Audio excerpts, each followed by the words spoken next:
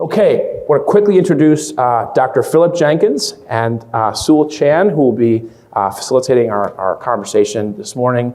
Dr. Jenkins, as you know, is a distinguished professor of history at Baylor. He taught for 30 years at Penn State before that. Here's the operational detail. I have floating around here book number 31. Sewell has book number 32 up here that he has written. Just an incredible, prolific life of scholarship, especially the study of global Christianity early on. Books have been translated into 16 different languages, and this most recent one, Climate, Catastrophe, and Faith, has a little bit of an interesting, different thesis, how changes in climate drive religious upheaval. So Sewell's allowed to ask whatever he wants. Fertility and faith, global Christianity in Latin America, Asia, Africa, or about the weather, as he sees fit, gets to take it away. And Sewell Chan, it's such a privilege to have you with us for a second time here. He left the Los Angeles Times last fall, October, to do something hard, to go to take on leadership mantle at the Texas Tribune. He's been all over before that, 3 years, LA Times overseeing the politics section. The paper was awarded a Pulitzer in 21. He worked at the New York Times from 2004 to 2018 as a Washington correspondent, op-ed editor, international news editor. For 4 years prior at the Washington Post. He's the son of immigrants, as was named yesterday. He did a Marshall Fellows program at Oxford. He's the first generation of his family to go to college and did a degree at Harvard College, member of Council of Foreign Relations, PEN America. So, Sewell, take it away on climate, catastrophe, faith, religion, and whatever else you see fit to talk about. And if you say a word, what's going on down there in Texas? How you doing? How you holding up the last 24 hours? It's been a lot of news. It's been a lot of news, a lot of very, very sad news. And reminds me of some of the themes that we've been discussing really these last 2 days, between Uvalde, the mass shooting, and then last night's tragic discovery of more than 50 deceased people in the back of a tractor trailer. It really gets to themes of migration, illness, mental illness. There's a lot going on this past month, not to mention of course, the abortion debate. So thanks for checking in. Philip and I talked beforehand, and we agreed that he would start with a 10-minute presentation from this spectacular new book, Climate, Catastrophe, and Faith, which I've read cover to cover and look forward to asking you all about. But why don't you take it off? Yeah, one of the most famous religious texts in American history is a sermon preached in 1741 by Jonathan Edwards called Sinners in the Hands of an Angry God. And you might have come across that in studying history or literature or communications or rhetoric. And I'm sure you asked the basic question, which was, so what was the weather like on that day? I'm glad you asked. When Edwards preached that, it was following two of the worst winters in the North Atlantic in the previous 500 years. We read about 20-foot snowdrifts. We read about famines in Ireland, for example, that killed way more people than the potato famine would a century later.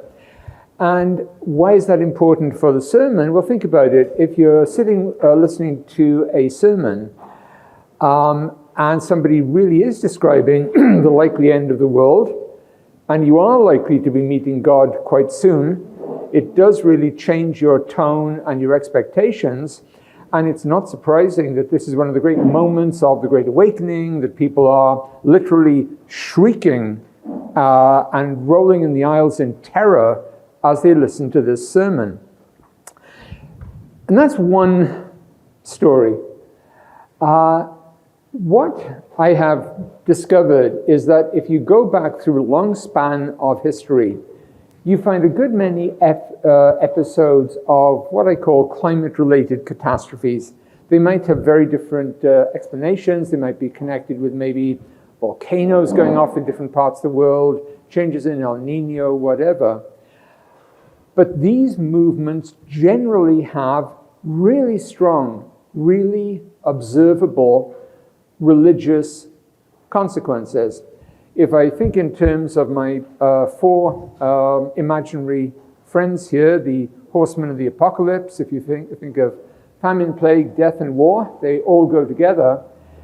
And there are particular years, particular decades where these characters run riot as a result of climate-related events. And if we write the history of religion, whether we're talking about Christianity, whether we're talking about Islam in the Middle East, whether we're talking about religion in China, for example, all these phenomena are, of course, global. We look to these eras and we find, well, how do you think people might respond if it was so evident that God or the gods are evidently furious with us? Well, there might be social and moral reform movements. There might be revival movements. People being people, there is often a great deal of scapegoating. We must find the people with whom God is angry. In the Christian world, that's evidently Jews. In the Muslim world, it's often Christians. In the Chinese world, depending on when you're talking about, originally it's Buddhists, later on it's Christians. And around the world, it's those people, those malefactors who invoke evil forces. If you write a history of witchcraft around the world, there are a number of key events in different societies when there are new theoretical statements, new theological statements, and oh brother, the correlation of those to these particular moments of climate catastrophe is really strong. I think of religious change almost like a kind of punctuated equilibrium thing. It's as if religion is jogging along quite happily as a force in a particular society. And then you get one of these catastrophic eras where people are saying, God is angry, how can we respond to this? And there's a rocket sled acceleration, and the next generation or so is taken absorbing those changes. Now, please hear what I am not saying here.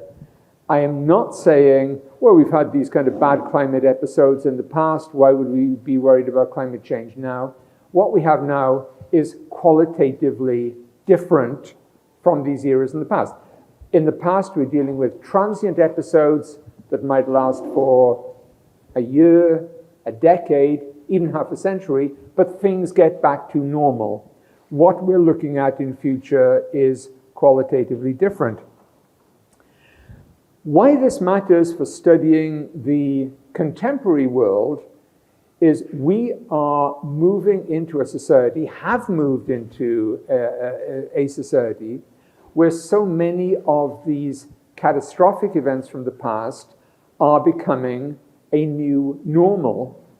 And people say, well, can we see religious change as a result of this? Well, first comment is, we already are. But the changes will take place, will affect different parts of the world very differently. The countries in the world that did least to provoke climate change, Global South nations, nations in North Africa, for example, will be hit extremely hard, will have major rises in temperature, desertification, aridization, the world becomes drier, it becomes harder to support populations. Oh, did I mention these are the countries with the fastest growing populations in the world? And the result can hardly fail to be, well, first of all, conflict, which generally has a religious dimension. I write a lot about two main areas that I happen to know about. One is the Great Lakes of Africa, which by mid-century will be supporting, if you look at the rivers, depending on those, around 1 billion people, which have for many years been the areas of some kind of accommodation between Christians and Muslims. I don't think that accommodation is going to last. We are going to see a great many witchcraft cases and charges. Don't forget, we live in the great age of witchcraft. in terms of the number of cases around the world. You may look at the 17th century, I scoff. I look at the 21st if you really want to see the great age or the dark age of witchcraft. We cannot fail, I would say, to see new religious movements that, based on the precedents I talk about, would tend to be apocalyptic and millenarian. And maybe, who knows, whole new religions. I don't know, as I would say, I'm a professor, not a prophet, but I can give you a great analysis of something that actually isn't in that book, which is one of the great catastrophes to affect the world was from a volcano in the year 626, which is one of the biggest global catastrophes that ever affected. You can see its remains all over the American Southwest. And you look at what happened there, and what did that do? It basically gutted the Roman and Byzantine empires, but it was really good news for an apocalyptic prophet in Arabia by the name of Muhammad. And his fortunes changed quite radically at that point. I'm often asked, are things going to change? Will there be new religious movements like this in the global north, in the United States, in those countries that are Western educated, industrial rich and developed, that is the weird nations? And I always say, no, not to anything like the same extent. Of course, there'll be statements by churches, religious organizations, networks of concern, whether those are churches, synagogues, whatever, evangelical climate initiative. But those are very much top-down, pardon the word, bureaucratic organizations that don't really speak to maybe regular believers in huge numbers. Why?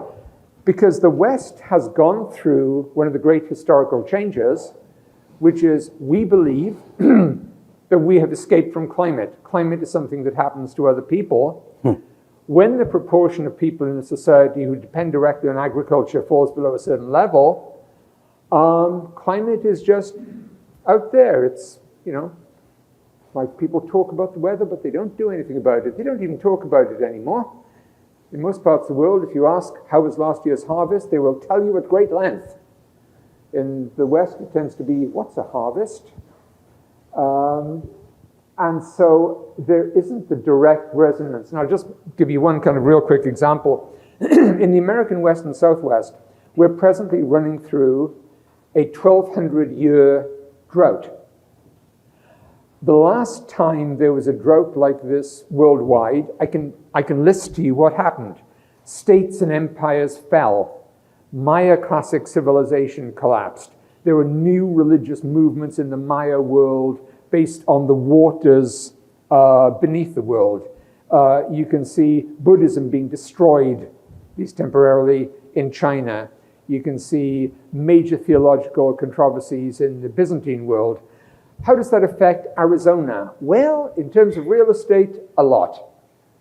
In terms of vast social movements, nah, not so much. In other parts of the world, I would argue that the incredible drought that happened in the Mediterranean world and the Near East, you see a direct effect of that in the Syrian civil war that erupted in 2011. There's a very strong climate background to that. So, like I say, I argue that climate is something that you cannot ignore if you are looking at religious change through history, whatever the religious context, the religious movement. It's not a one-for-one thing. Martin Luther did not get up, look at the sky and say, I must go overthrow the Catholic Church. But in many, many cases, you do get effects like this that are so close. They're no longer close in the global north. They are very strong in the global south. And to move back to a topic that Sewell just introduced, where you will see the greatest impact of this is in migration, in people leaving the global south from very, very harsh climate conditions, maybe with their new religions, their new religious movements, and what happens in Africa does not stay in Africa. And that's a very quick introduction, and I will hand over to my learned colleague. Philip, thanks so much for that very concise introduction. You know, I took extensive notes on your book, and I want to go through some of the historical examples that you talk about, but then what I really want to do is look at the now and the future, which may require something historians never like to do, which is speculate. One of the most striking things I find in your book is just that so many major world events are tied, as you say, to climate or natural disaster of some form. Indeed, you talk about the collapse of entire civilizations. And I really want to cite the Bronze Age Mediterranean world collapse of the 12th century BCE. Which were those civilizations again? You have the Mycenaeans and the Hittites and so on, the world of the Trojan War and Egypt and all these great mass migrations. You have the 9th century BC, which destroyed the Mayan civilization. AD, 9th century AD. Sorry, I got my millennium wrong. And Lots of historians do that all the time. And then you look at the 7th century AD, and as you explained, that was the century that included the rise of Islam, but it also, arguably, you say, finished off the Roman Empire. Could you talk about that? Yeah, something which is very topical in the last couple of years. There is also a very strong correlation between famine, plague, death, and war. Climate change leads to famine, which leads directly to plague.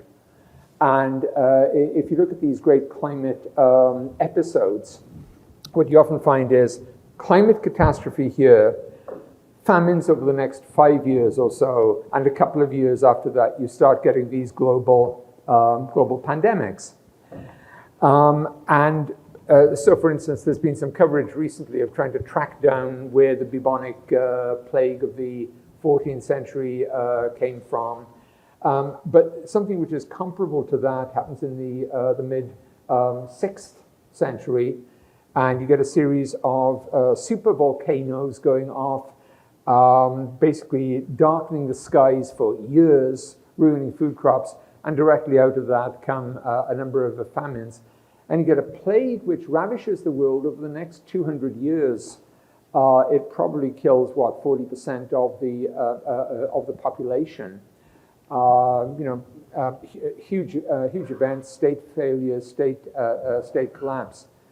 And that kind of climate sequence carries on, by the way, right the way up to more modern diseases. You can track the great volcano of Tambora in 1815 and the emergence of cholera in the next 2 years, tuberculosis. There's a real straight connection between climate and pandemic, and we can talk about why, but let's just say it's a strong correlation. We're going to come back to the plague and pestilence in a moment. A sentence I've been wanting to deliver all day. Philip, yours was one of the few books that made me feel extremely fortunate to be alive in our present moment. That's saying something. Let me go on a little bit. Now, you talk a little bit about how in the first 2 centuries of the last millennium, so roughly 1000 to 1200 or so 1300, there was this period called, what do you call it, the medieval warming? There's a period called the medieval warm period, which runs from about 900 to about 1250.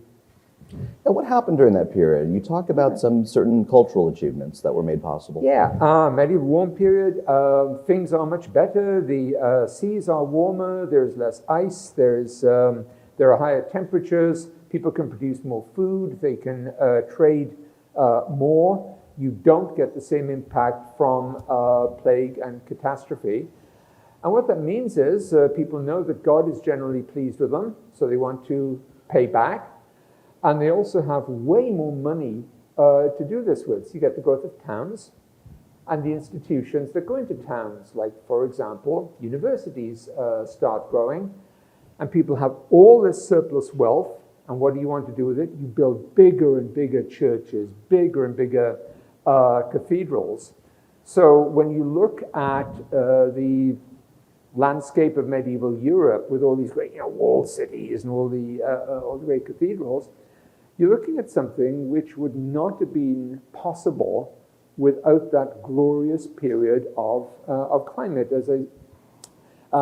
And a lot of the ideas that come out of that come out of the universities, the schools, the new religious orders, the cathedral schools.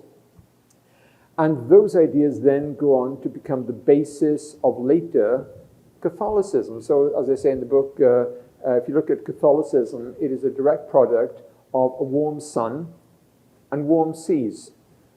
Please don't hear me as saying this is a straight, materialistic, one-for-one thing, but there's an environment in the background there which makes things better and more prosperous, and allows people the time and leisure to write and think. And incidentally, that's true around the world. If you look at what's happening in China and Korea and Japan, they've got these great ages at the same time, great leaps forward in religion, great building, great eras of art. It's a good time to be around. And that's, by the way, one thing I talk a lot about. When you have two civilizations that are 5,000 miles apart and they're doing the same thing at the same time, you think, there's some kind of common influence here. It's not the internet. Climate.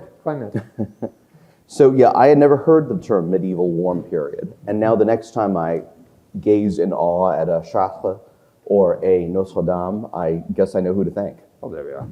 And that was also the rise of universities like the University of Bologna, right? A lot of high Gothic architecture. Now, unfortunately, that 400-year period or so comes to an end. Right. And it's followed by something called the Little Ice Age, Right. which I had heard about only in passing, but appears to last about 500 years.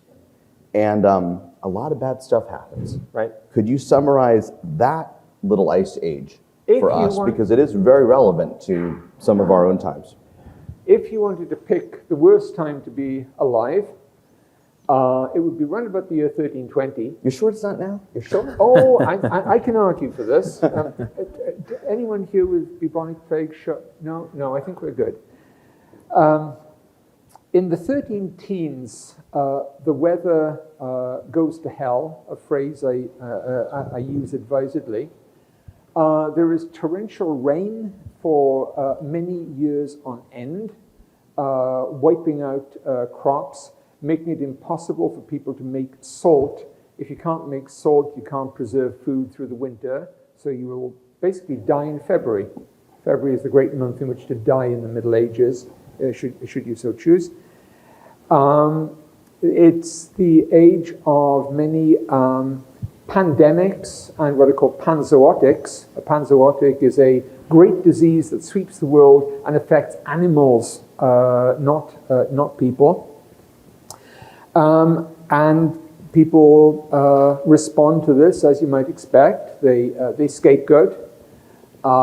They try and kill their religious minorities. The reason the map of the Middle East looks as it does, with Muslims where they are and Christians where they are, is a pretty direct response of years like 1321. The same thing happens to Jews in Christian Europe.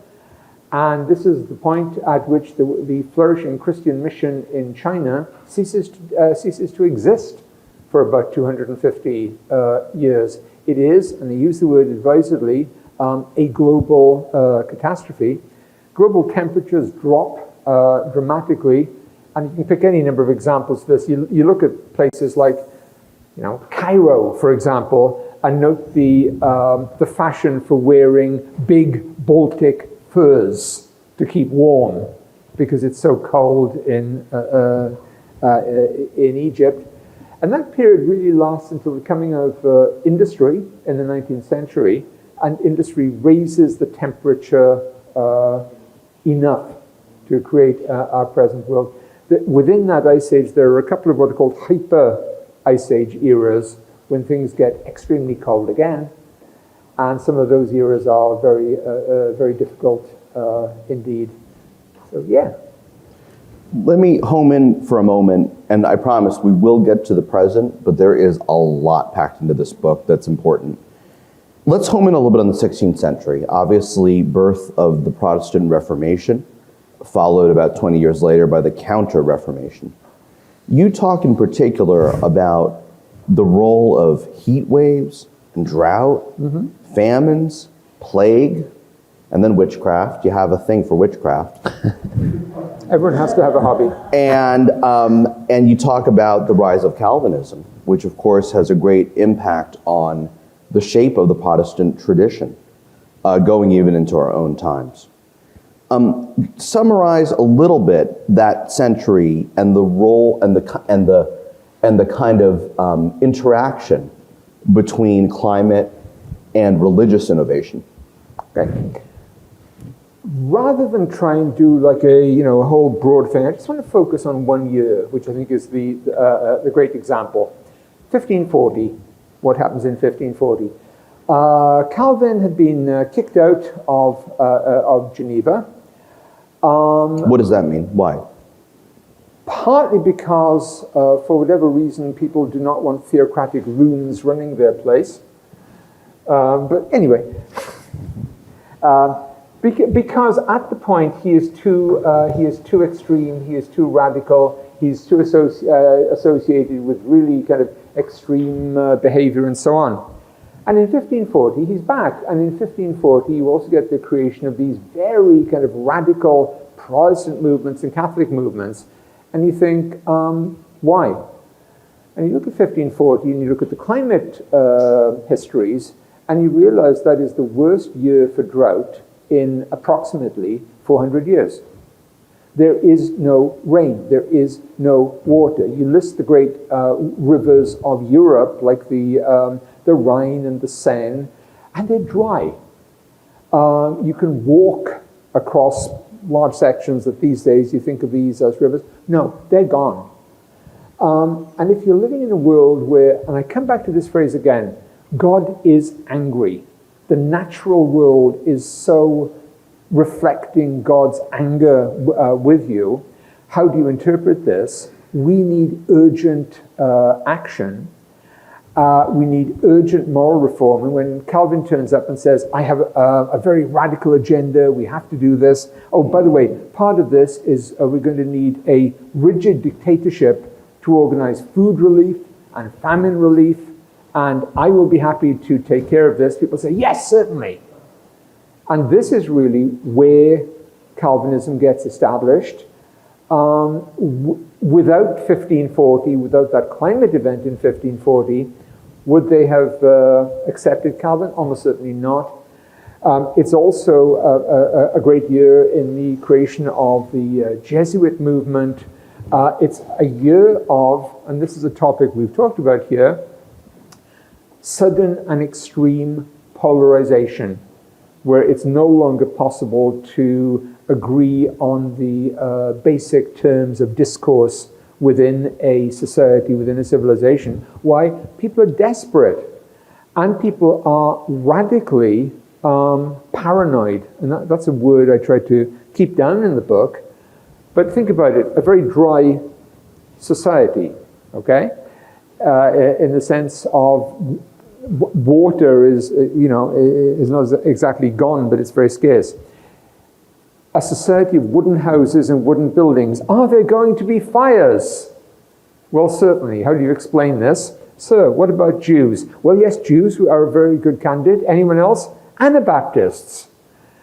And you can see all the different theories emerging for the different groups who enter a period of, literally, martyrdom as a consequence of this.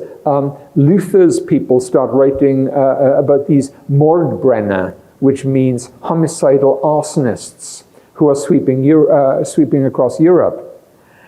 And in a society like that, who are these Mordbrenner? Protestants think they're Catholics, Catholics think they're Protestants, Christians think they're Jews. And as I say, if you put it together, you can see what people are thinking, but without that climate dimension, you don't actually understand what's really happening. People become much more extreme because they're in fear of death. Now I have just one more century to cover before we move over to the new world. I'm doing a lot of homework for you guys. It's a really rich book. Now, the 17th century, we commonly are taught in school that the 30 Years' War, 1618 or so to 1648, was really the climax of kind of religious conflict in Europe, ending in something called the Peace of Westphalia, which has become very important in political theory and doctrine because it talks about, the ability of Europe to kind of reach a kind of agreement to disagree when it comes to politics. Now, in talking 2 nights ago with Jonathan Tran and Shadi Hamid, it turns out that everything I learned about the Peace of Westphalia may very well be wrong.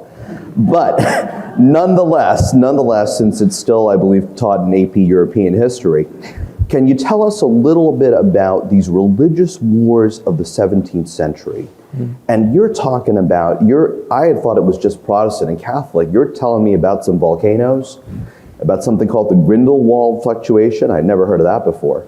About plague, and about Calvinism and about Protestant reform.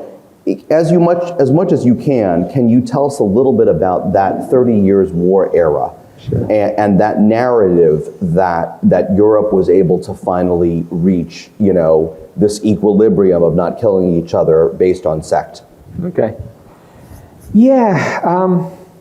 For many years, historians have been interested in what happens in the mid-17th century and basically particularly the 1640s. We're all used to the idea of state failure. We're used to the idea of states collapsing and governments falling apart. One strange thing happens in the 17th century is that this happens around the world in civilizations and societies that have got nothing to do with each other. So you get this great revolution in England, for example, which overthrows the king, executes the king. You've also got one in China. You've got one of these great historic revolutionary movements there. And in many, many other countries, people talk about the general crisis of the 17th century. Something is going on in the climate. This is one of the worst points of the Ice Age. Look at any of these criteria that I'm talking about famine, about plague. Things are all hitting together. And then you've got that general crisis, which sort of figures itself out by about 1648 with the Peace of Westphalia, and everyone is entirely happy until things become actively worse from 1675. And then you've got another period of about 25 years, which is absolutely correlated directly with what's happening with the sun. We've all heard of sunspots. And we think that's, nice picture in a science class. Do they matter? Well, yeah. For a good long period, sunspots cease to be observed. Sunspots can no longer be seen. And what that means is the sun is giving out less energy. The world is getting colder. That interacts with ocean currents and volcanoes and so on. And if you start looking at the effects of that, now I just touch on this very briefly, or else we're going to get many people running out and saying, I have a plane to catch. For example, why does the map of Europe look like it does in terms of where the Ottoman Empire was and where Islam is? You can relate this to a series of revolutionary movements related to this climate catastrophe in the 1680s, Siege of Vienna. You can see a sudden upsurge of persecution in minorities who all look for new places around the world to go to. A lot of the Christian dissenters go off to Pennsylvania, 1682. But as you map all these crucial changes, you relate them to what's happening in the material world and the climate world, and you see these extremely sharp correlations. How sharp? Think of a society where you have a famine related to cold, where 1/3 of your population or half your population dies in a 3-year period. This is something you notice. This is something you try to find explanations for. What's the phrase I used? God is angry. What can we do? It drives migration, it drives colonial settlement, and I can just draw so many examples here. Trivia example: I taught for many thousands of years at Penn State University. That whole area was settled by a bunch of families who were fleeing Ireland during the Great Famine of 1741. They were looking for somewhere with food to settle, and ended up in this, what they considered virgin land of central Pennsylvania. The local Native Americans had different opinions about what was virgin land. But if you write the history of colonial and imperial settlement, look at the forces driving that settlement, and also look at the fact of where you can sail. Like in the worst points and the coldest points, there are whole areas in the world that you just can't get to because they're so frozen. There's a wonderful book about the settlement of colonial North America by Sam White, great historian, which is called A Cold Welcome. What was it like trying to settle America during one of the historically coldest periods in the North Atlantic? Well, White has it figured out. Back to. Well, I want to take one break from this historical tour de force for just a moment, and then we will move over to America and then move into our present times. People obviously have been documenting plague, famine, disease, and certainly warfare for time immemorial. But what seems to me very new, Philip, about your research is that it was only, if I'm not mistaken, in the 1950s and 60s that climate science got good enough that we were able to really make, retrospective assessments of the climate based on data. Is that correct? Yeah, sure. What influence has that, kind of revolution within the craft of history had on historical interpretations, and why has it taken only until now, really, for climate to be integrated into our understanding of history? Yeah, history and literature, by the way. I mean, you can find any number of books now about the relationship between the climate setting and particular authors and schools of literature. Well, as you said, people really did not have the scientific knowledge. I mean, the whole idea of global warming, climate change, this really emerges in the 1880s, 1890s, but it's not until the 1950s and 60s with the work of scholars like a man called Hubert Lamb that we start getting this sophisticated history, which, as you say, links the climate to the death rates, to the famines, to the plagues. And once you do that, it really does change the way that you read history. Now, obviously the great danger is that somebody is going to try and find a climate explanation for every little thing and almost do away with human activity and initiative. And obviously that's totally wrong. But you just can't ignore the climate. If you try and write something about, for example, the American Revolution or the French Revolution, and don't pay attention to climate, you're missing a very large part of the story. So now I want to move over to America. You talk about the 1741 Jonathan Edwards speech that was happening during a period that has been labeled the First Great Awakening, and the preaching tours of George Whitefield. You link that period to an exceptional period of cold. Can you elaborate on that? Yeah. We have, this is a great period. There are so many, you can't throw a stone in colonial America without hitting an amateur meteorologist. People are making notes of temperature and rainfall and so on. And so we have really good ideas of what is happening. And particularly in New England, where you read about the areas that people can ride their sleds across frozen sea edge, in a way that's like inconceivable in later centuries. Different parts of the world have got extreme famine.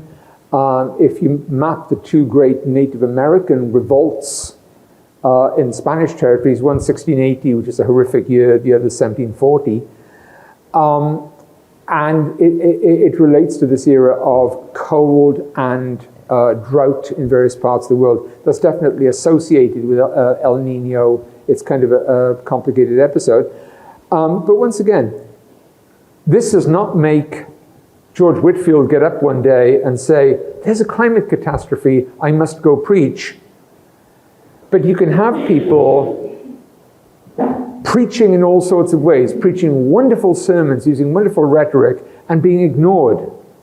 What matters is that people are coming out to hear them and saying, I believe the world is in ruins, the world is about to be destroyed. Please help me, tell me what's happening. Leadership is a function of followership. You can be the best potential leader in the world, but what matters is whether you can gather and attract followers. It's this sense of crisis, of starvation, of disease that makes people willing to hear hellfire preachers, doomsday preachers. And there are a couple of episodes in the Great Awakening, but around about 1740, 41, 42 is probably the key turning point. Okay, moving into the 19th century, this is a question I've been waiting to ask. And in particular, I'd love to hear Hal Boyd and Kelsey Dallas later on, your reactions to this. But Philip, you try to connect, or at least mention the proximity of Joseph Smith's vision of the angel Moroni in 1820 and the creation of what became the Mormon religion. Yep. To an 1815 volcano in Indonesia. That's right. Tell us a little bit about how that one works. Sure. In 1815, okay. Did you know about this volcano? In fact, I did. We pray about the volcano. The years around 1809 to 1815 are very, very dramatic around the world in seismic terms. You get some very spectacular earthquakes. You get what's called the New Madrid earthquake in the American Midwest. How big is it? Its effects are registered in New England. It's a big one. And in 1815, you get an Indonesian volcano called Tambora. You've all heard of the Richter scale of earthquakes. In volcanoes, you have something called the VEI. And something which is 7 is oh my God, we're going to die. That's technical volcanologist talk. Thank heavens we haven't had an 8 for the last 74,000 years. The last one almost exterminated the human race. Anyway, Tambora is a 7. It has its effects around the world. For several years, the skies are dark. There's mass starvation, there's disease. One of the effects of this volcano is to cause a mutation in some organisms in the Bay of Bengal, which decide to make their way in the world and evolve into cholera very rapidly. There are also a series of visionary, apocalyptic, and prophetic movements. William Miller, who later goes on to found the Adventist tradition, his ideas are basically shaped in this 1815, 16, 17 period.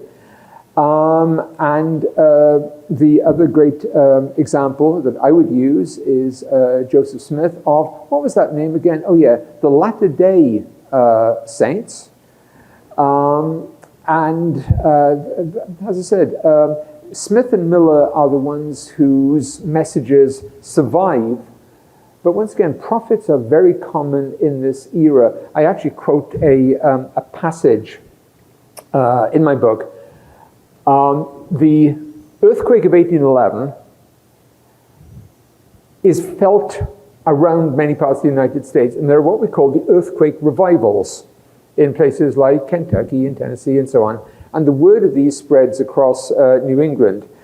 And there are some great passages in the Book of Mormon which are about earthquakes and earth tremors, and they read exactly like the descriptions of the response to the New Madrid earthquake. So, Earthquakes, Volcanoes, and Mormons, a book I propose to write under that title very soon. Now, just to be clear, because I'm just curious about this, so Smith would have been aware, obviously, of the earthquakes in North America. Yeah. He would not have known about the volcano in Indonesia. He would have known that the skies were dark, that there was a year without a summer, that people like, for example, well, he wouldn't have known necessarily about Thomas Jefferson, but that all the intellectuals of the time are writing about these amazing phenomena that you cannot miss. If you are looking out of your farmhouse and saying, didn't there used to be a sky up there? You're kind of aware of it. Would they have known that it was in the East Indies? Almost certainly not at that point. A couple of decades later, Well, and to me, that's so fascinating, right? That there are major events going on in your life, and that you are not entirely certain of the source. Then centuries later, it's like, oh, of course, the Tambora earthquake on this day in 1820. Moving along, let's reach the modern era, and we talk about with the advent of the Industrial Revolution. Western society, and then of course capitalism, Western societies are able to better protect their people from, not entirely protect as we see today, but better protect people from the ravages of extreme climate, disease, and famine. And I just want you to close the history part of this conversation with your contrast, a very interesting one, of three volcanoes. One in 1783 in Iceland, one in 1815 in Indonesia, like we just discussed, and the final one in Krakatoa in the East Indies in 1883. Now, you make a point of comparing these three volcanoes, which stretch across a century, and what they teach us about, the nature of modern times. Yeah. Again, long story short, my point is, in the 1780s, great majority of people in the West are still dependent on farming, agriculture. They really need the seasons. A large proportion of your income is spent on buying bread. By the 1880s, that's just not true. Far more people are working in industry. Agriculture has become more scientific. You've got refrigeration of food. You can store food. You can trade food around the world. Bottom line is, you needn't be so concerned with volcanoes or climate events or anything like that. In fact, I can guarantee there's one episode that arises directly from Krakatoa, which is a cultural episode, which you'll know about, but you've never thought about, which is the skies go totally bizarre in color terms. And there's a Norwegian painter who actually uses that for a painting like that, called The Scream. And if you look at the color scheme in the back of the Scream painting, that is the skies right after Krakatoa. So anyway, and so this is what I call the escape from climate. It's the mythical belief that we, as societies, are no longer directly affected by these things. And, modern example, one of these great mega volcanoes happened in 1991 with Pinatubo. And the effect of that in the Americas or Europe was, unless you're really interested in investing in the Philippines, not much. It had various cultural impacts. It made people much more aware of El Nino. And if you're a surfer, this was a really interesting year. But was there mass starvation in 1991? No, not in the West. And this is one of the great bifurcations, a word I've long been willing to use today, in the world, that the West believed it had become immune to famine and climate effects, and the rest of the world didn't. When famine has happened in the West since, say, 1880, it's been man-made or related to war, like in the events right after World War I. In the global South, famine and plague have carried on as they always have. Some of the greatest famines of human history have happened in China in the 1870s, in 1907, and so on, and the West paid no attention. Those were all climate-related. We, in the West, believed we got past climate.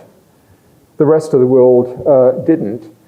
And that's a major cultural, global division. So, Philip, we're now moving right on to the present, and let me cite some of the findings you make about our present time right now.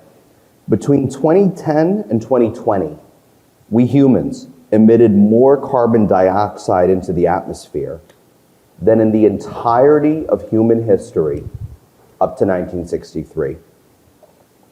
Atmospheric concentration of carbon dioxide in the atmosphere to 500 parts per million, which we appear quite likely to hit, could result in a 2-foot sea level rise and the relocations of 500 million people.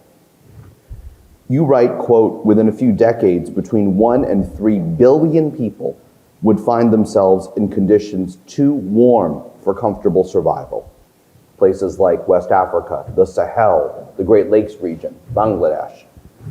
Outside the ecological niche in which most humans have survived for the past millennia.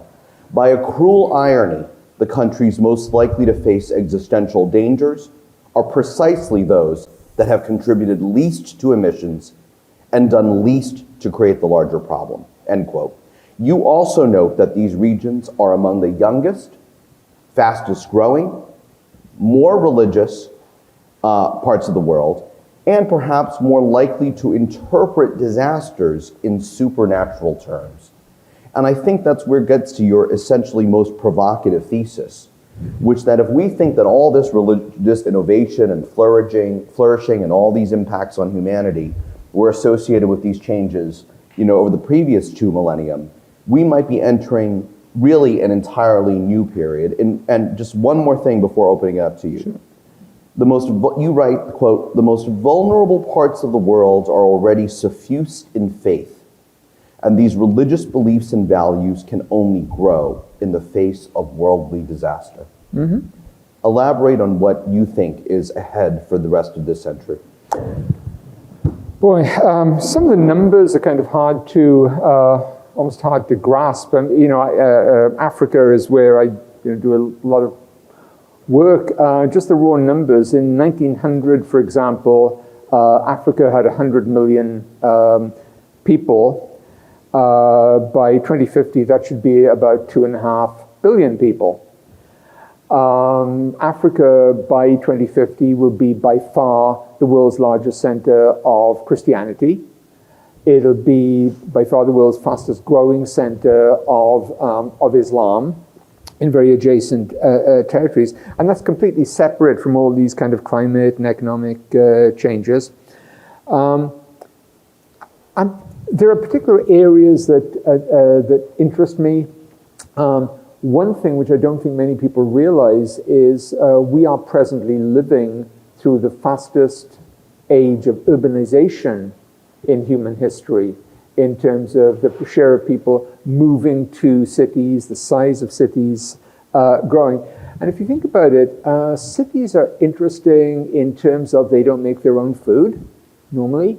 They're dependent on crops and areas around. Most of these cities are in places which are effectively failed states.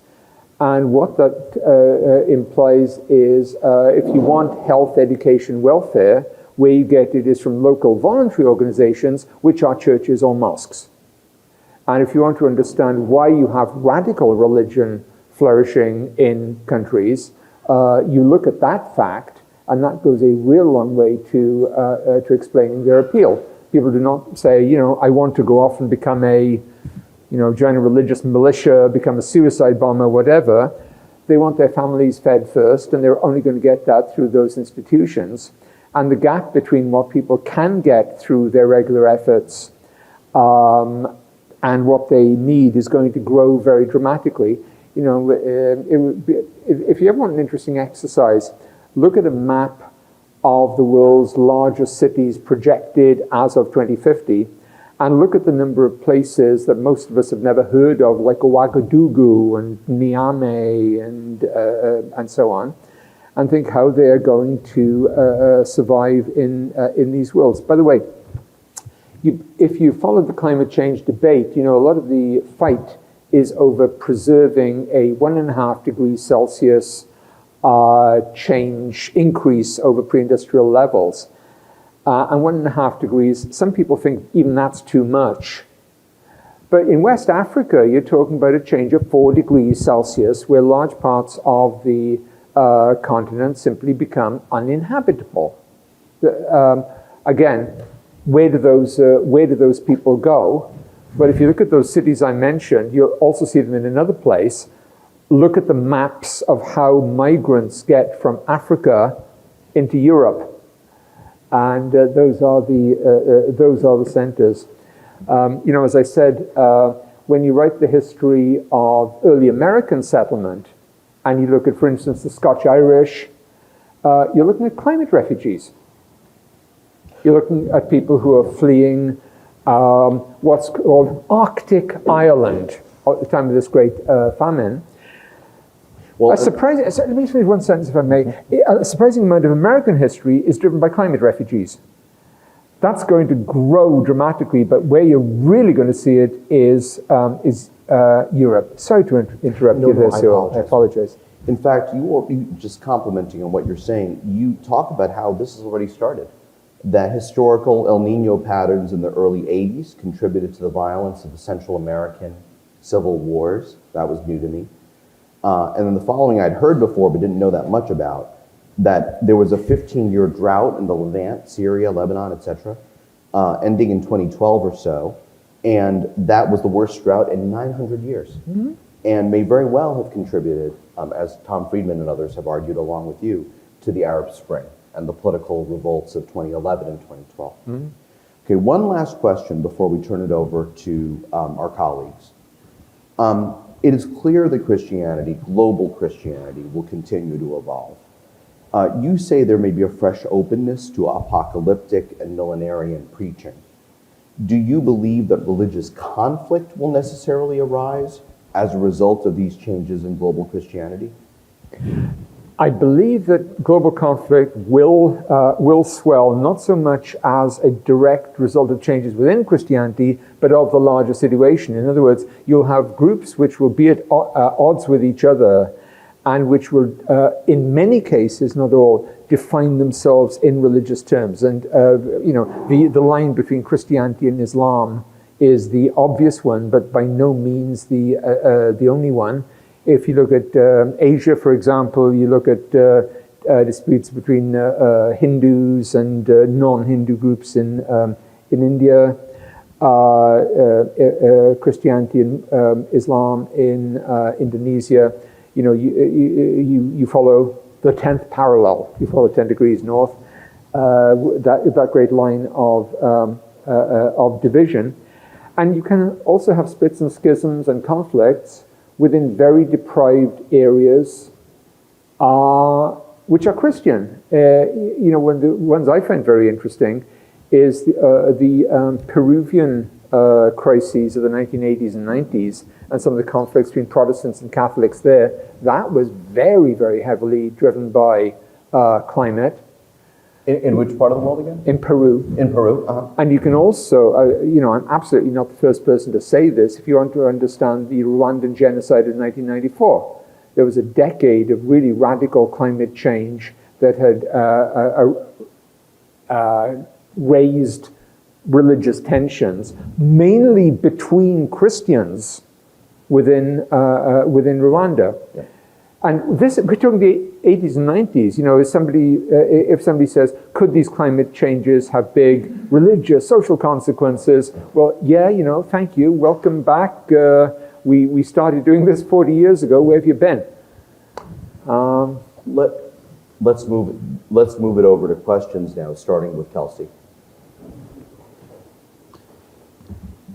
I was just thinking about how right now, at this moment, as we all talk more and more about climate change, there's a lot of reflection on how climate change-related anxiety is affecting us, that people might be having fewer children, choosing not to have children, just feeling a sort of existential dread at all times that is driving them to do things they might not be doing. Was there that same type of self-awareness at that other points in history, or is this a modern thing that we obsess over how we're feeling? anxiety might be there, but you think about it, most societies before the 20th century, the option of controlling numbers of children really is not there, except insofar as there's one wonderful form of contraception, which is celibacy. And people really do flood into religious orders, for example, and that's the ultimate form of world denial or world rejection. You know, I am a little bit skeptical about the idea of, you know, people fear climate change, so they decide not to have kids. If you think of the early mid-1950s, for example, most people believed there was going to be a nuclear war, there was going to be, you know, the hydrogen bomb was going to get us all. There's a great deal of, why do we even bother, we're all going to die. What is that era? It's the height of the baby boom. So I never know. People may write articles about this and say, you know, we're really afraid of this, we're not going to have kids. Look at the numbers in practice. America and the West are in the middle of a very, very steep fertility decline, very historic, very important change, huge impact on religion. But I don't think that's because they're concerned about existential threats. It's for a whole lot of other reasons. So I'm a little bit skeptical about that, but yeah. Well, then.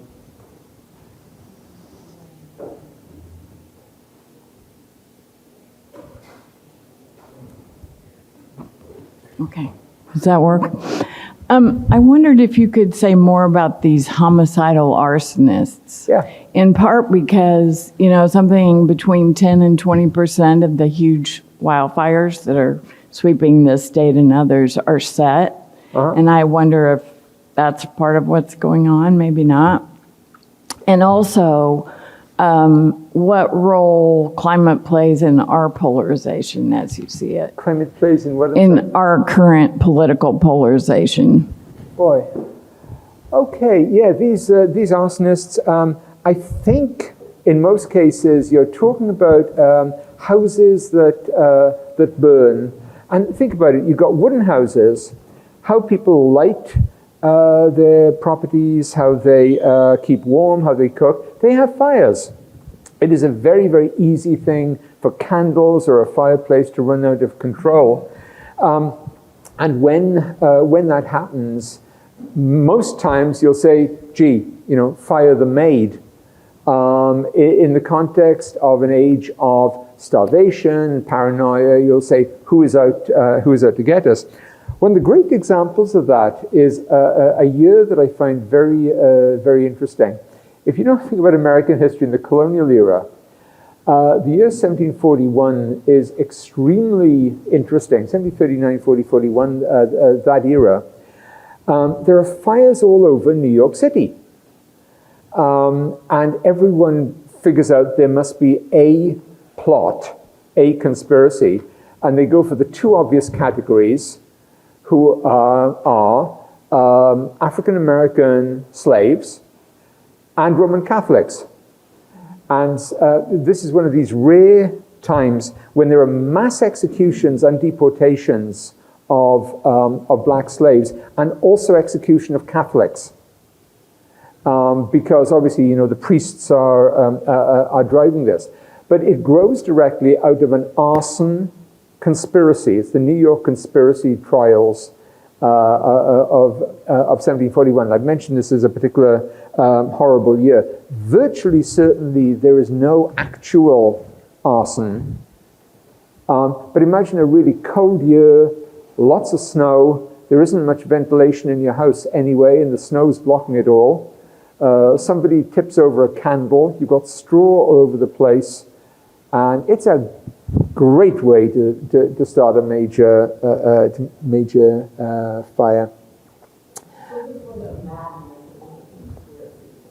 I'm sorry. Yeah. Sure. And the difference between the two is? No. In other words, I don't think you're dealing with actual arsonists. You're not dealing with kind of mental disturbance. but you're dealing with an extremely highly elevated sense of threat from particular outgroups. And usually, if you can tell me who the outgroups are, I'll tell you a lot about the society. I mean, when we write the history of slavery and slave revolts today, we very often don't take account of that Catholic dimension. It's actually quite common in American slavery history, particularly in different parts of the world. 1740 sees one of the great American slave revolts in Georgia, where the slaves have got this great idea to head off to Spanish Catholic territory, where they'll be free. So you can learn a lot from these conspiracies. 1741, I always say, is the classic one, and it relates it absolutely directly to a climate fact, conspiracy theory, and really extreme consequences, which are long term. It is a direct consequence of the 1740 revolt that creates most of the slavery codes that remain in force in the United States until 1865. This is a legal revolution that grows out of one particular nightmare. Climate forces today in the West, no, we've escaped from climate. It doesn't affect us anymore. Of course, I'm kidding. But no, I don't think so. I don't think so yet. And it certainly has not been weaponized in ways that it might be in other parts of the world. But in other parts of the world, where you deal with issues of control of water, control of land, that's where, they may not use the word climate, but it's absolutely front and center in all these debates. Unless McKay and Kelsey and Hal and maybe Paul want to add nuance to that volcano from 1850, let's flip to Jack Jenkins from RNS. I also, which I understand this is a work of history, but I'm curious about your thoughts about the distinctiveness of our current era and how this could impact now. Obviously the scale of global climate change is on its own distinctive compared to the past. But I'm also curious if you think there would be any other factors that might influence how faith might encounter these sort of cataclysmic elements that are already happening and could happen, whether our method of communication, the internet, or like the difference in how societies function now versus 600 CE. I'm curious about what is different now, how that might impact how we react. Yeah, boy. For one thing, one of the greatest changes, if you look at Islam, and I don't want to, focus on this as like a particular source of disturbance or trouble or anything, but Islam and Christianity have both been changed dramatically in the global South by the impact of new kinds of media, by the internet. And they have moved to these more globalized forms, which are much less nuanced and subject to local cultures. So, for instance, West African Islam used to be really broad, tolerant, and they wouldn't like the phrase, but syncretistic. It was based on pilgrimages and shrines, and it was really very, very easygoing. In relatively modern times, partly as an influx of money, from Gulf states, from Gaddafi's Libya, it became much more fundamentalist, intolerant, and militant.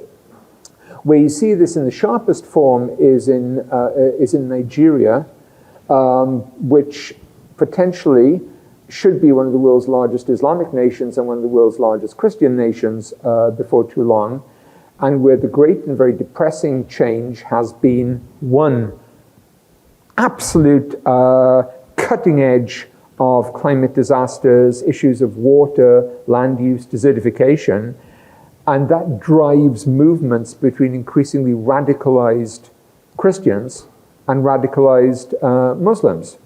You're familiar with Boko Haram, of course, the famous terror group. There are many others like that. Interestingly, when Islamic State got kicked out of Syria, they made a very specific announcement that they were going to relocate their center of operations to. And the countries they mentioned have two things in common. They have the highest fertility rates in the world and the largest projected temperature ranges. And you're talking about Mali, and you're talking about Niger and Burkina Faso. This is not coincidence. If you want to get a really,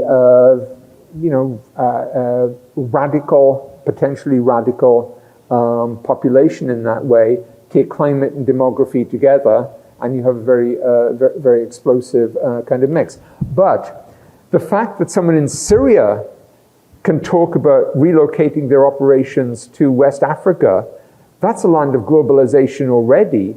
And as I'm sure you know, I mean, these groups are so geared to the internet. If you look at something like Qaeda's old Inspire magazine, that was their great propaganda organ. So it is a different world. And what's the other one?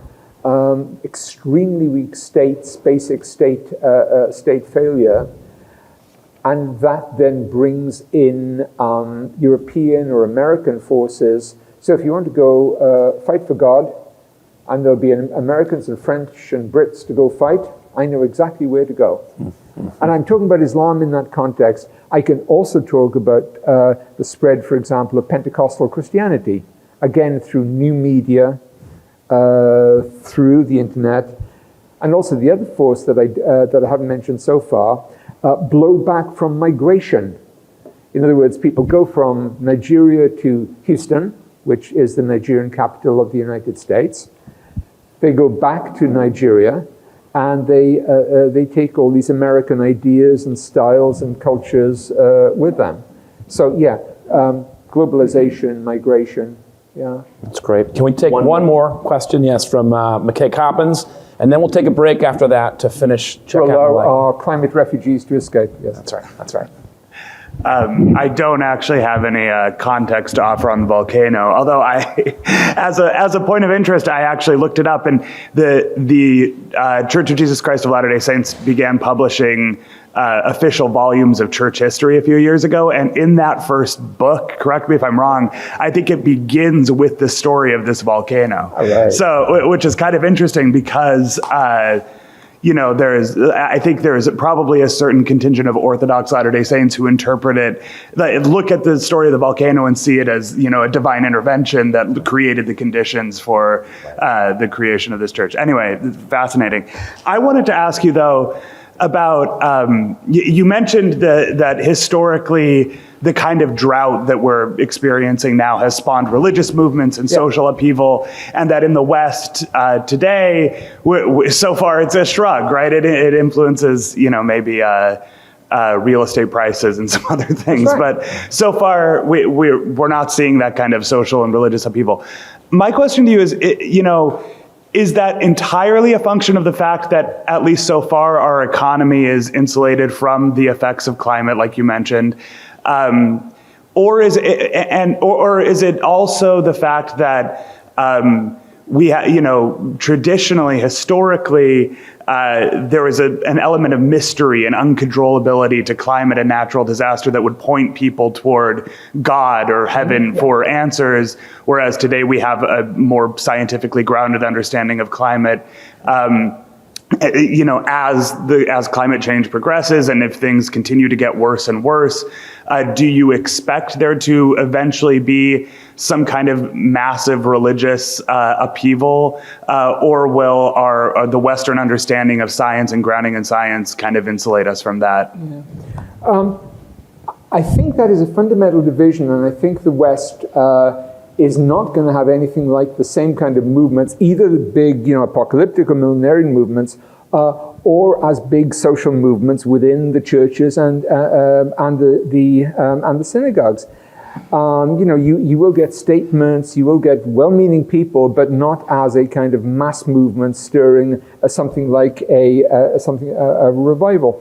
The other thing about the West is actually has a lot of experience in controlling the effects of climate. And Exhibit A for that is if you ever go to the Netherlands, when you fly into the Netherlands, most of the land under you has deliberately been taken back from the sea and daily protected by the sea, by society and the state and the government. As the seas rise, this is very bad news for what happens in Indonesia or Malaysia or even China. But the Netherlands will just think, a new wave of problems like the ones we dealt with in the 17th century and the 20th century and so on. So there's a real difference of attitude there, and I call it the escape from climate, which other countries, cannot afford to do. Just a trivia point, I mentioned Indonesia. Indonesia is one of the largest countries in the world. It's the largest Islamic country in the world. They are deliberately moving their capital right now because the projection is that in 30 years, their existing capital would be flooded. They are setting up a whole new capital city. And there are lots of other parts of the world where similar kinds of urban change and relocation are going to happen. Western cities, not so much. I mean, you can look at some low-lying cities, but people will be working very hard to insulate places like Miami before they give up and try major relocation. It's a different attitude of control. Dr. Jenkins, do you have a first word? Hopefulness. Boy, if I've written about climate and catastrophe, hopefulness is not going to be my first word. Jonathan actually raised a very interesting question about, do I have hope? And I see hope in two particular ways. One is the incredible human record of adapting to changes, which when they can't be prevented. If the US solved all its emissions problems tomorrow, there would still be China and India and Russia for the next 40, 50, 60 years. Temperatures are going to rise, the seas are going to rise. It's just a question of how much. And there are two big techno solutions here. One is that a large part of the world is going to have to get used to nuclear power. And the other one is developing new kinds of climate capture and storage. Trying to fight emissions is not going to do it. And so those are probably going to be the two big debates of the next 30, 40 years. Mm-hmm. Yeah. Becca Rosen, you want to Atlantic kick us off? My question is kind of similar to Kelsey's before about the kind of internal emotional experience of the people who went through these upheavals. But for me, I would say the pandemic experience gave me new appreciation for what it is like to have your life shaped by global events far beyond your control. And yeah. I'm curious for how the pandemic may have changed how you thought about what you were studying and how you looked at that experience in any way that was formed by what you were studying as well. So both directions. No, that's a great question. One very small thing, it taught me the difference between the word epidemic and pandemic. I'd always spoken about epidemic, and suddenly I realized what pandemics are. And it also made me focus on one issue, which is if you look at the history of these pandemics through history, from the plague through influenza and cholera, it's changing human interactions with the environment. So, for instance, if the world becomes warmer, you get all sorts of animals and hosts of different kinds moving to new parts of the world and spreading different disease pathogens with them. It now seems that what happened with the bubonic plague was that this was carried by a kind of mammal called a marmot, which wasn't particularly commonplace. The cold killed off most of the marmots, And so ambitious fleas designing to go west, young flea, link their fortunes to black rats. And so it's a change in animal hosts. And that, of course, was the great lesson from the most recent coronavirus pandemic, which is a changing human relationship to animals in the form of the kind of food you're eating in ill-supervised markets. You know, the more globalization you get, the more climate change you get, different kinds of pandemic are going to become very, very frequent. And far more frequent, and we'll also be paying more attention to them, and we'll be more used to dealing with them. You know, if I told you in 2019 that you would regard wearing a blue mask as a normal phenomenon, you'd have thought I was crazy.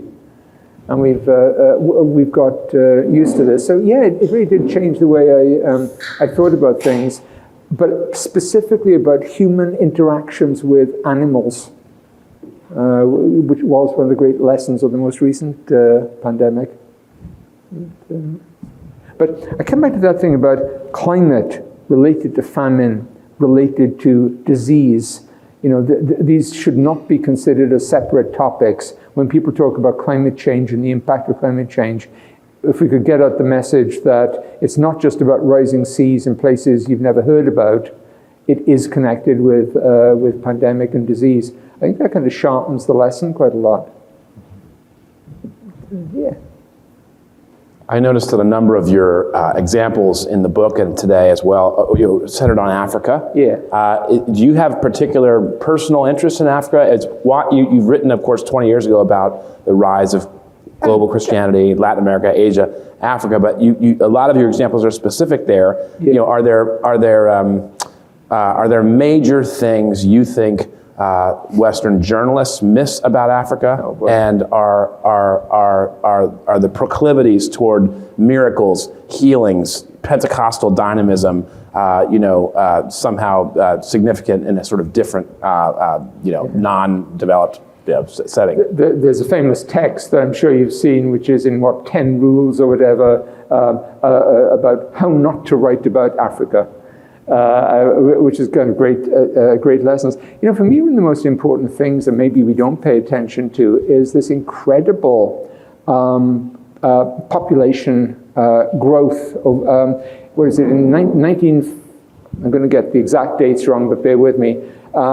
In 1900, there were 2.5 Europeans for every African. By 2050, there'll be 2.5 Africans for every European. And that's slightly misleading, because when you're counting Europeans, an increasing number of them have got African descent. So if you want to understand Europe, you know, you have to understand Africa. If you're a student of Christian history, you cannot fail to be interested in what's happening with Africa. 10 million Christians in 1900 on the African continent, 360 million by 2000, and probably 1 billion by 2050, the first time there've ever been 1 billion Christians on one continent. That's a historic revolution. If you have any interest in religious change, the relative numbers for Islam are not so great, but they are significant. So it's like so many changes and developments that you're used to, but at this vastly accelerated level. So that's why a lot of work in Africa through the years. Yeah. Robert. Hit that thing. It's better if you do, if you can. We were talking during the break about the kind of unique space that I operate, because I do white evangelical coverage by night and a business reporter in the energy capital of the world by day. Right. And the kind of relationship and, like, I guess, by occupying those two worlds, kind of have this interesting, I guess, view of how the religious sides, like the self-fulfilling eschatology that they almost have because of the link between so many Christian figures and leaders in Texas and the oil and gas industry. And as someone who is based in Texas but has spent a lot of time elsewhere, I guess I'm wondering just like how you think about how Texas has informed your views on this subject, and what your what lessons are there to be learned from us? Well, the other thing we were talking about over the break actually is you're based in Houston, and Houston is so much cutting edge for so many topics that we're looking at in terms of globalization, immigration. As Houstonians will very happily tell you, it's the most diverse city in the United States. If you want to do a good study of African Christianity, I can point you to many addresses in the Greater Houston area where you will see it all happening. When they're done in Houston, they move out to Katy, and also a city where climate issues are probably going to be at their most acute. You mentioned the various disasters and hurricanes and floods, which are not going away and not going to diminish when once-in-a-century events become almost annual. And the issue for me then is, how does that affect people's consciousness? Do they become aware of climate as a larger phenomenon? I certainly don't see it in religious terms. People seeing it in religious terms. I don't know if you do. But if there was a kind of rising new popular climate movement, somewhere like Houston would be a natural place to get that going. So I don't know what you think about this. Well, I guess I'm wondering, do you think the marriage between some religious groups in Texas and the economic drivers of Texas, do you think that that marriage they're too entrenched within one another to that Venn diagram is a circle. And I know. I'm just wondering how you think about that relationship. It's interesting, yeah. Actually, I know so many examples of that from other parts of the world. Interestingly, from China, there are some really interesting examples of some of the most flourishing traditional Christian cities and Christian communities, which are absolutely linked to financial elites, not necessarily related to fuel or hydrocarbon, but to places that are known as the boss city, where the boss class is also the Christian leadership. It looks very English and Victorian in that way. Yes, can they evolve beyond it? Definitely, because somewhere like Houston also has those very big, IT sectors and biomedical sectors, and so it certainly does not have to be inevitably a fossil fuel central. But I speak to a business reporter, so I'm prepared to be corrected in all these issues. But the other forms of tech are growing so fast. Yeah. About from Waco, Jonathan Tran. Really amazing presentation. I totally agree with Josh. This is a very different kind of conversation around environment than I've been used to. I'm wondering about this, say, overlap between this tragic, you call it ironic reality that most of the people dumping all the stuff into the atmosphere are the wealthy folks who won't be most directly affected by it. Right. And the fact that the people who are absorbing most directly the consequences are these poorer parts of the world that happen also to be more religious. And so I'm wondering about what you've found in terms of how they religiously talk about what's happening, the language of God's angry or, God this or that. Does the religious explanations for what's happening preclude for those folks a political analysis of the very problem? That is, we want to go up to America or we want to go up to Europe. Of course, they're the ones killing the rest of us. So how does the kind of religious set of descriptions interact with the political descriptions. Yeah, you see, you're hitting an absolutely direct point there. And what I would say of different parts of the world today, but also of, for example, Europe in 1600, which is that people do not draw these divisions. Nobody is going to say, well, that's just a religious problem, or that's just a political problem. Why are we having such a bad time? Because the king is doing something really bad, and that's annoyed God. And if we get rid of the king and set up a different form of government that's based on consultation, then God will like us and all these problems will go away. So is that political or is that religious? Yes. And also the sense that the political can be separated from the cultural.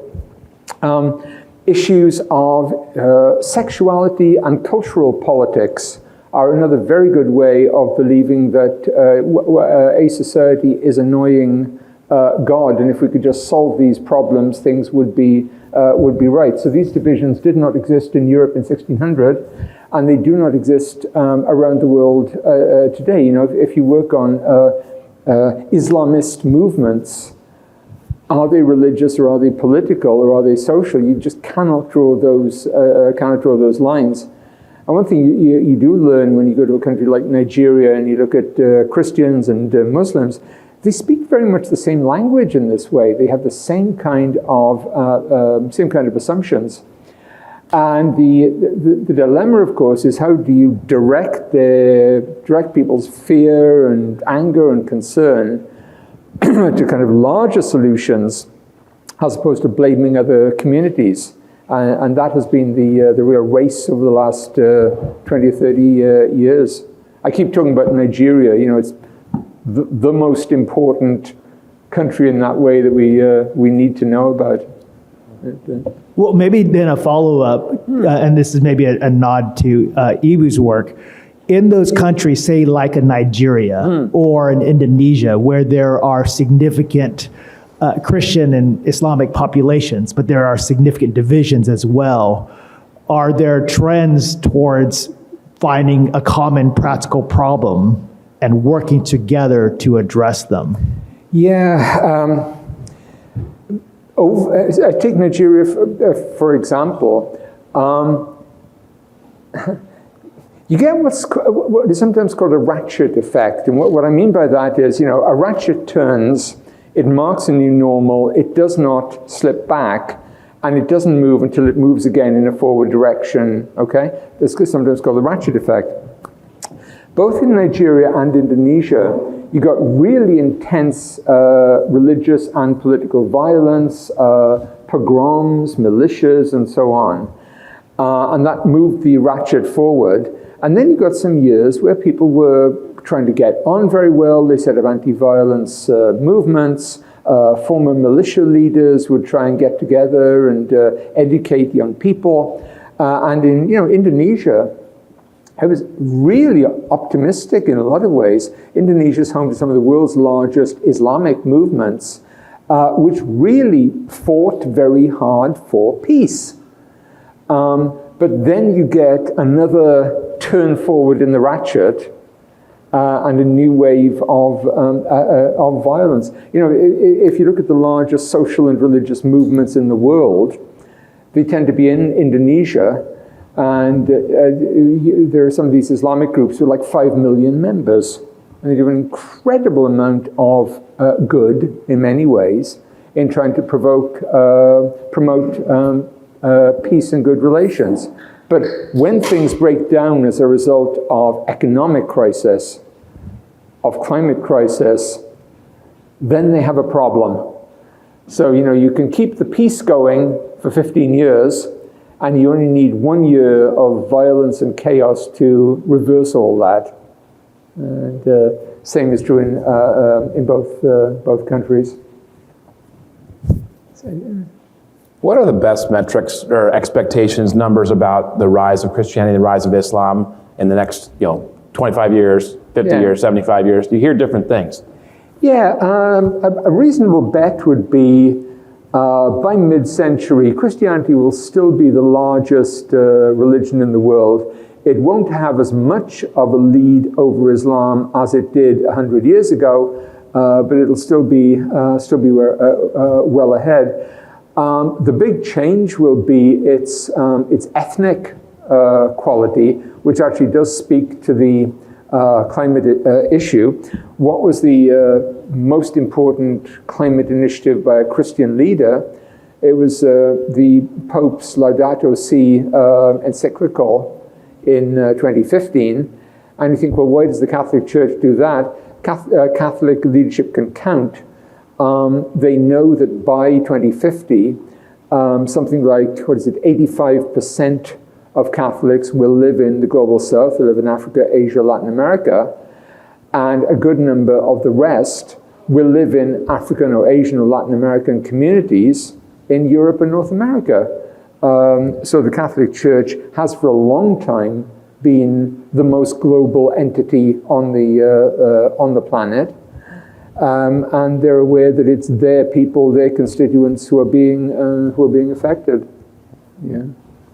So is it wrong that, what do they say, 1.9 billion Muslims in the world today, 2.3 billion Christians in the world, becomes something not where Islam overtakes by 2050? No, probably. We're talking about the figure I use is 3.3 billion Christians by 2050 and around about 2.5 billion Muslims. By the way, one big factor here, which is interesting, doesn't get the attention it deserves, although somebody should write a book on it, like fertility and faith. The most important change in the world, apart from climate, is demography, and is the collapse in fertility rates. And you're probably all familiar with this as a basic idea, which is, European fertility rates are very low and so on. The fastest falling fertility rates in the world are in many Islamic nations. And you look at all the places that people used to talk about in terms of the population explosion, the population bomb, and their rates now are at or below European levels. I mean, the lowest fertility rates in the Western Hemisphere are in Latin American countries like Uruguay. Here's a country for you. Back in the 1980s, it had a fertility rate of about 7. That means a typical woman in her life would bear 7 children. And right now, that's gone from 7 to 1.7. What country is that? Iran. The fastest falling fertility rates in the world are Islamic. Not all Islamic nations. Some are very high. Pakistan, Egypt, Afghanistan, for example. But if you factor in those demographic changes, then that rate of Islamic growth is nothing like as high as projected. So Christians and Muslims are in this great race to reduce family size. By the way, lower family size, lower fertility rate correlates very closely with religious zeal and religiosity. You can argue which comes first. Do people become less religious if they have fewer children, or the other way around? But there's a close correlation.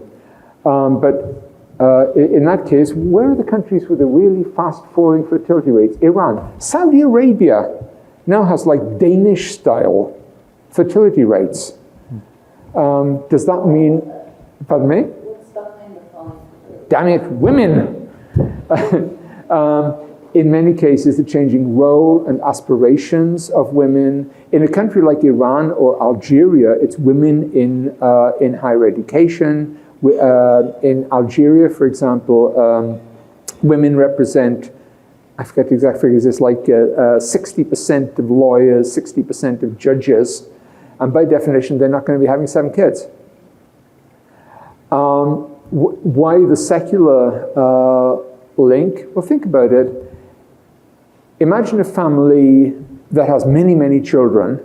They're very closely tied to religious institutions for all the rituals of life.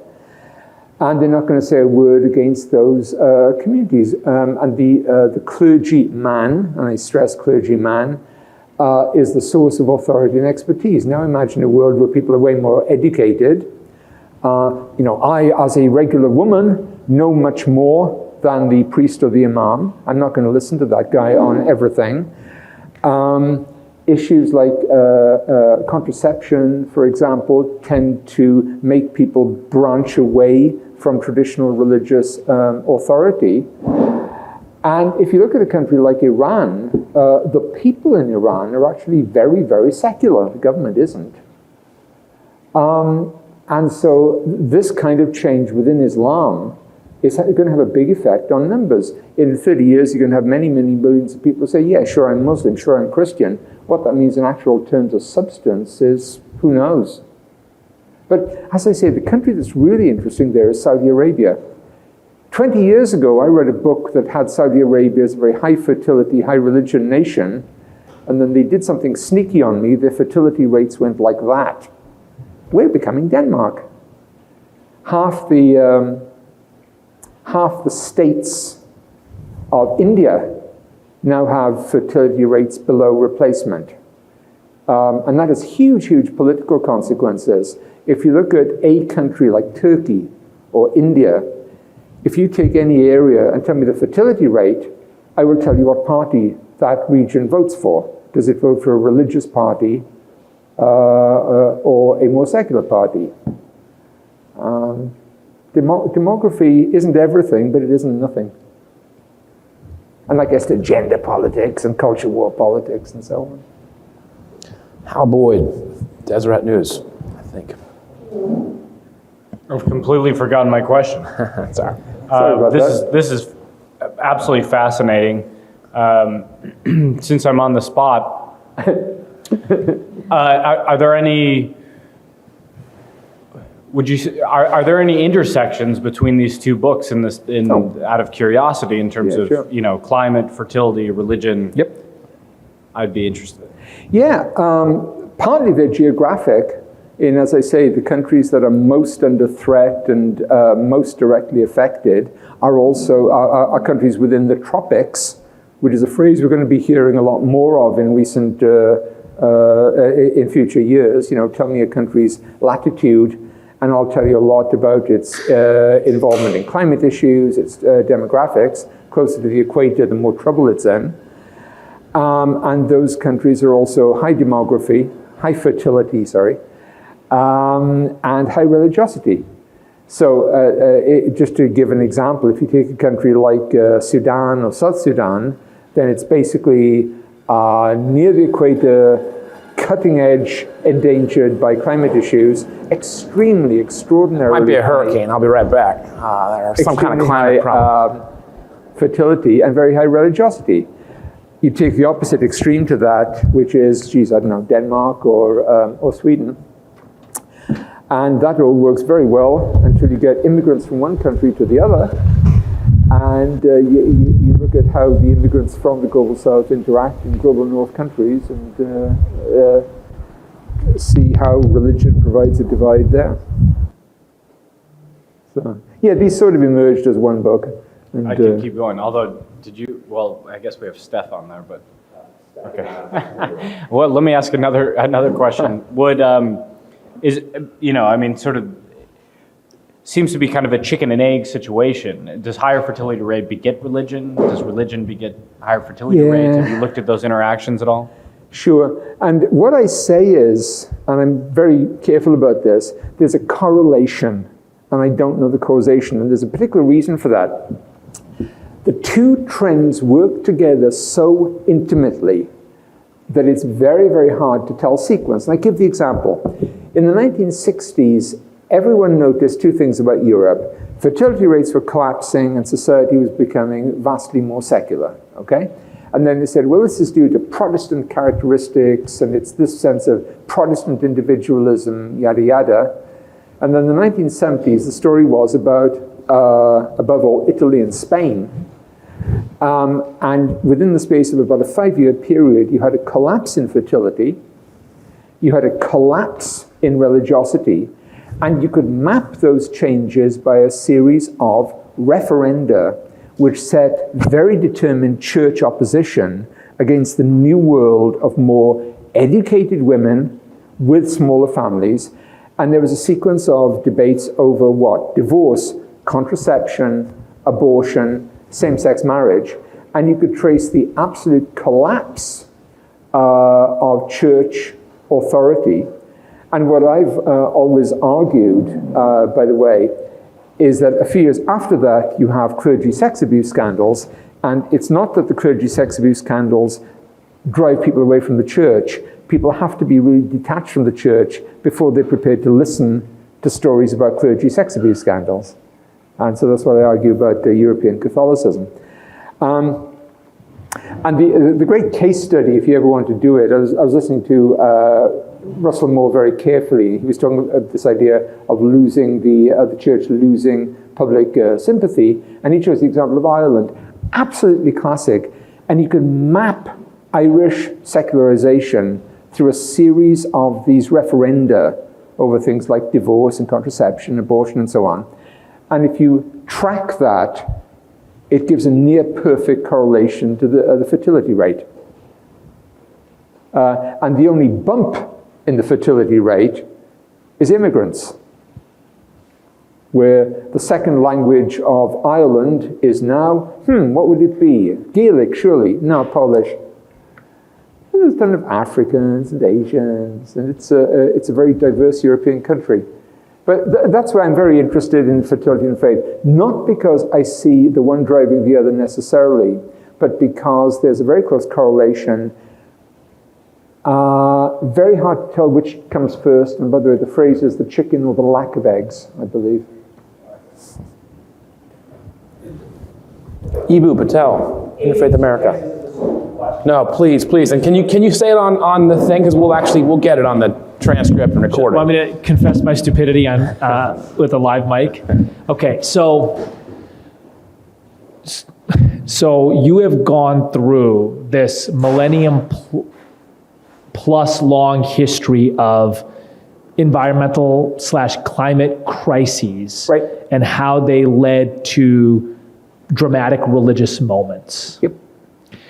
So I wonder if one of the things that is distinct about the climate crises that is upon us now, other than, the most important fact is that it's human created in ways right, that, 13, 15, et cetera, were not human created, right? In terms of like carbon fumes, blah, blah, blah. But the other thing is the highly developed state of science. Mm-hmm. So to just like state the obvious, but to wrap it in academic jargon, because what the hell else are you going to do if you have a grad degree, right? So like the Harvey Cox insight from the secular city is basically, it used to be that when the river swelled, the only explanation at hand was the gods are angry. Right. There are now other explanations at hand, right, and other processes available to humankind. But other explanatory paradigms, and also other solution paradigms. So here's my question. Does the various manifestations of the climate crisis, weather events, et cetera, lead to another great awakening in North America and Europe? In other words, science is just less interesting than the gods are angry. It is perhaps more explanatory, but it's just less interesting. Does it lead to another great awakening? Or does the fact of modern science, its level of sophistication, its explanatory power, its ability to provide solutions for all kinds of other things, including like health, right? Does that totally take over and therefore crowd out religious impulses, period? Boy, the takeover of religious worldviews by scientific explanations, clearly that's one of the great phenomena from the 19th century onwards. I always say that one of the most important makers of modern secularization is Louis Pasteur, because he got religious believers out of the market of believing they could cure many diseases by prayer and miracle, or at least that belief became a very sharp class and intellectual divide. In the case of climate, you see, my big point is that the great majority of Americans and Europeans can live in a way that they do not see the impact of climate. They're experiencing it, of course, like the drought in the Southwest, but it doesn't impinge on them in a direct and immediate way, even as much as like the coronavirus. So I really don't see that as the basis of some kind of cultural or religious shift. You know, the other thing is, when you look at the dominance of science, it always pays to throw in a caveat there, which is, yes, we do believe in scientific worldviews, but boy, people are really open to radically unscientific worldviews, various kinds of, you know, mystical and conspiratorial ideas. And it really makes you wonder whether the Enlightenment won as totally as we think it did. Right? Yeah. So yeah, but in the case of climate, I don't see that causing the kind of you know, cultural, intellectual paradigm change, either reinforcing science or opposing science. Regular people, regular Europeans and North Americans will take a long while before they really see that this is directly headed for them. And we come back to that point about Houston, when you get like a once-in-a-century catastrophe every year. Maybe gradually people will begin to see something. Just a quick follow-on. So part of what I find interesting about this is that in the way you presented the narrative with Sewell, yeah, climate event, religious event, climate event, religious event, yeah, climate event, religious event. We're at the end of history, is what you're saying, right? In other words, you don't see that logic continuing. Right. That's super interesting. I mean, everything you said is interesting. Okay, there are a number of transitions that people talk about as signs of modernity. And this is way more than I need to get into right now, but there are two particular ones that everyone talks about. One is the demographic transition, when people in Western societies stop having 8 kids in the hope that 2 of them will stay alive, and they end up having 2 kids who they're pretty confident will remain alive. That's called the demographic transition, right? There's the epidemiological transition, when people believed that they were largely immune from the effects of very devastating diseases. And before you chuckle and say, what about coronavirus? Coronavirus was not particularly bloody by the standards of most of the great historic plagues and catastrophes. It wasn't in the same league as like influenza in 1918. I would add one other transition, the climate transition, the escape from climate, which I would date to the late 19th century, when people actually could believe that climate was something that happened to other people. And yeah, strange things could happen, and we get a real lot of rain or whatever, or it gets very cold, or it gets super hot. But it's not something that impacts the way we are able to buy food, for example. So demographic transition, epidemiological transition, I would add the climate transition. I'm going to call it the Jenkins transition just for today. Thank you. How? This is maybe a more contemporary question, but are there any groups that are, particular religious groups, that are doing well or are engaged in preparations in terms of climate impact, in terms of, you know, preparing for climate refugees or migrating? You talked about Indonesia moving its capital. Are there any religious groups that you see that are involved in this, or you know, maybe particularly good at it? You know, I would say not specifically to climate. Some religious groups around the world are very, very good in directing relief, in feeding populations, and often they're not the ones you expect.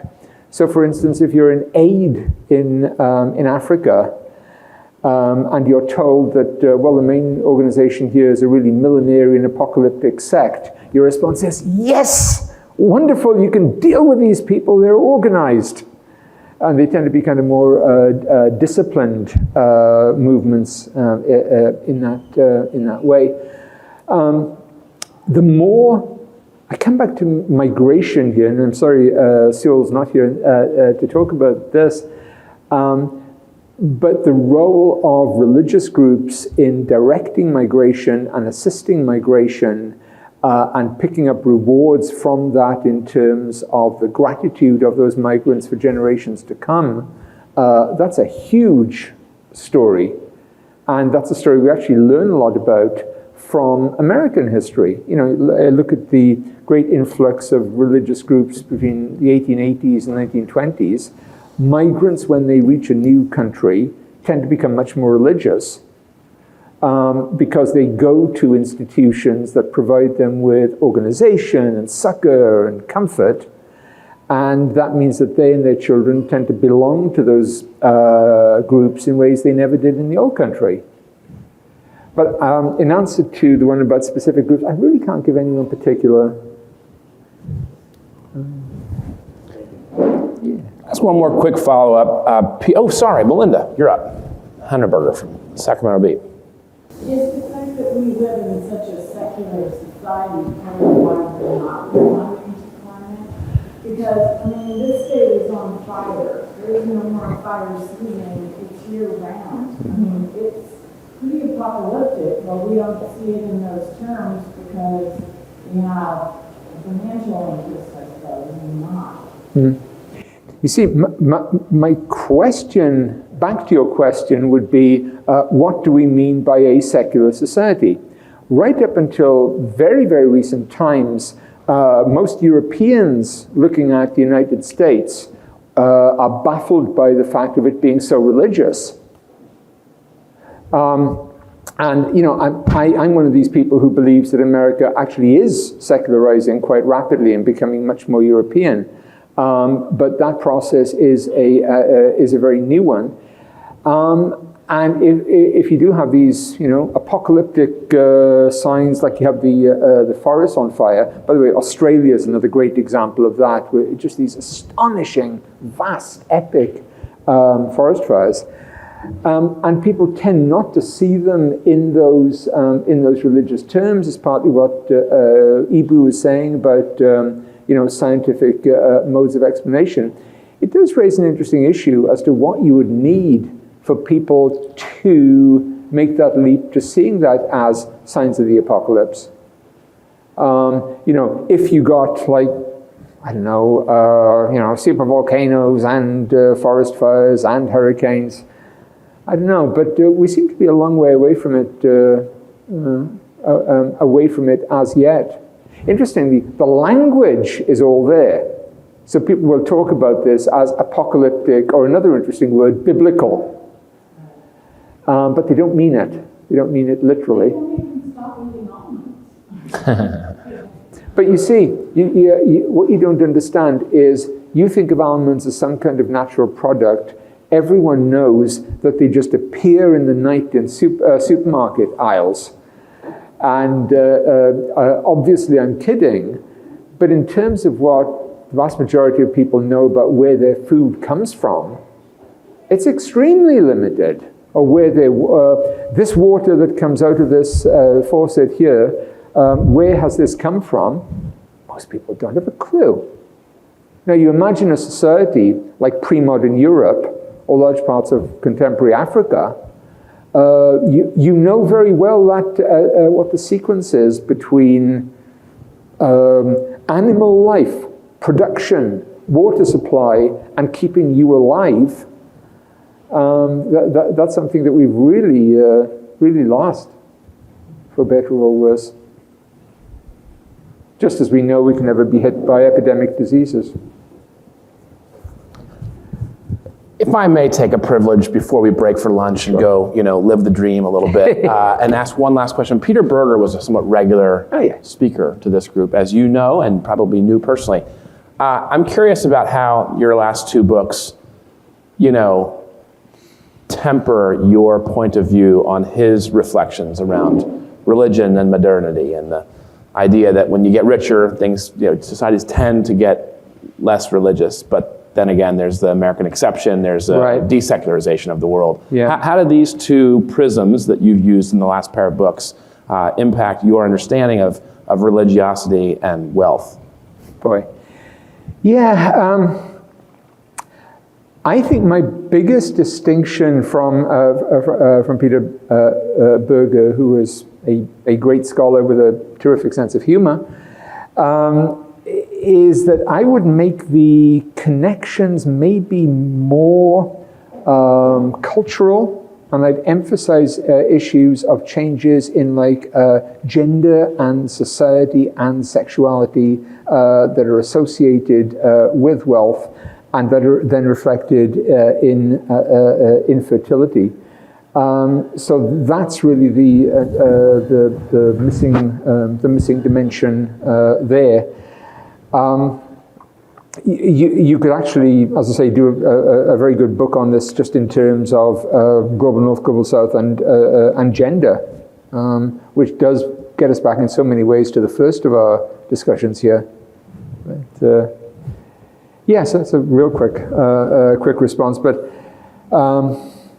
as I say, if I have a basic point here, I would just like to wind up with: do not hear me as saying that there have been lots of these climate episodes in the past, and we're living in just another one. This one is different, and this one will not go away. So unless we do something. Well, lunch is served outside. Thank you, Dr. Philip Jenkins. Seriously, it was awesome. Appreciate it. Thank you.